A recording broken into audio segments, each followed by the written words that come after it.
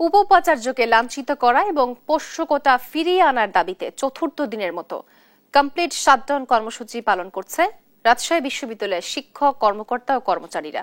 গত মঙ্গলবার 2 দফা আলোচনা সভা হলেও বিশ্ববিদ্যালয়ে অচলাবস্থা নিরসনে কোনো সমাধানে আসা সম্ভব হয়নি।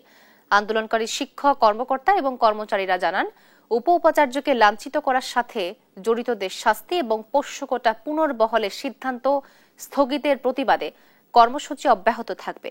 এদিকে শিক্ষক কর্মকর্তা কর্মচারীদের কমপ্লিট শাটডাউন কর্মসূচি প্রত্যাহারের দাবিতে মানববন্ধন করেছে ইসলামী ছাত্র শিবির। বেলা 11টায় রাজশাহী বিশ্ববিদ্যালয়ের কেন্দ্রীয় লাইব্রেরির সামনে এই মানববন্ধন কর্মসূচি পালন করা হয়। এতে রাকসুতে অংশ নেওয়া বিভিন্ন প্রার্থীরা অংশ নেন। নির্বাচন নিয়ে আবারও ষড়যন্ত্র করা হয় তাহলে অবশ্যই রাজশাহী বিশ্ববিদ্যালয়ের শিক্ষার্থীরা কিন্তু বসে থাকবে না। রাজশাহী বিশ্ববিদ্যালয়ের শিক্ষার্থীরা সেই 16 জুলাইয়ের মতো, সেই 4-5 আগস্টের মতো আবারও অগ্নিস্ফুলিঙ্গের ন্যায় জ্বলে উঠবে এবং যারা এই ষড়যন্ত্রের অংশ হিসেবে আপনার ভূমিকা রাখবে তাদের পদত্যাগের আন্দোলনের দাবিতে এই বিশ্ববিদ্যালয় প্রশাসন, এই নির্বাচন কমিশনের পদত্যাগের দাবিতে আন্দোলনে যেতে বাধ্য হবে ছাত্র সমাজ। রাজশাহী বিশ্ববিদ্যালয়ের এই মুহূর্তের পরিস্থিতি জানাতে সরাসরি যুক্ত হচ্ছেন আমাদের সহকর্মী কাজী শাহেদ। কমপ্লিট শাটডাউন এবং অন্য সব কর্মসূচি নিয়ে বিস্তারিত জানাবেন। ধন্যবাদ তোয়া। কিছুক্ষণ আগে আমরা যেটা জানতে পেরেছি সেটি হলো যে শিক্ষকরা এখন পর্যন্ত তাদের আন্দোলনে আছেন, তবে কর্মকর্তা কর্মচারীরা তাদের আন্দোলন যে শাটডাউন কর্মসূচি সেটি প্রত্যাহার করেছেন। তারা 7 দিনের আলটিমেটাম দিয়ে কর্মসূচি প্রত্যাহার করে নিয়েছেন। তারা যেটি বলছেন যে 7 দিনের মধ্যে তাদের যে দাবি, উপাচার্যকে লাঞ্ছিত করার প্রতিবাদে তারা যে কর্মসূচি দিয়েছিলেন এবং উপাচার্যকে লাঞ্ছিতের ঘটনায় যারা জড়িত তাদের শাস্তিমূলক ব্যবস্থা না নেওয়া হলে পারে তারা আবারও কমপ্লিট শাটডাউন কর্মসূচিতে যাবেন। আপাতত তারা 7 দিনের আলটিমেটাম দিয়ে তারা সেই কর্মসূচি থেকে সরে এসেছেন। তবে শিক্ষকরা তাদের যে কর্মসূচি সেটি অব্যাহত রেখেছেন এবং তারা এখন পর্যন্ত তাদের যে কর্মসূচি, তারা যেটি বলছেন যে জাতীয়তাবাদী শিক্ষক ফোরাম, তারা সেই কর্মসূচিতে আছেন।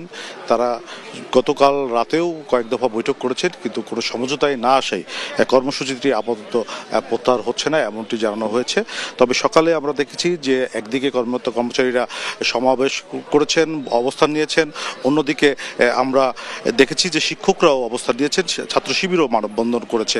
আমরা একটু আপনার কাছ থেকে জানতে চাই, কর্মকর্তা কর্মচারীরা তাদের কর্মসূচি প্রত্যাহার করেছেন আলটিমেটাম দিয়ে 7 দিনের, শিক্ষকরা কেন কর্মসূচিতে আছে এখনো? ধন্যবাদ। আসলে কর্মকর্তা কর্মচারীরা প্রত্যাহার করেন নাই, ওনারা এই প্রোগ্রামটা স্থগিত করেছেন। হয়তো প্রশাসনের কাছে সেরকম আশ্বাসের দাবিতে আমরা যতটুকু ওই কাগজে দেখেছি, আসলে এরকম কোনো কথাবার্তা আমাদের শিক্ষক সমাজের সাথে প্রশাসনের হয়েছে বলে আমাদের জানা নাই।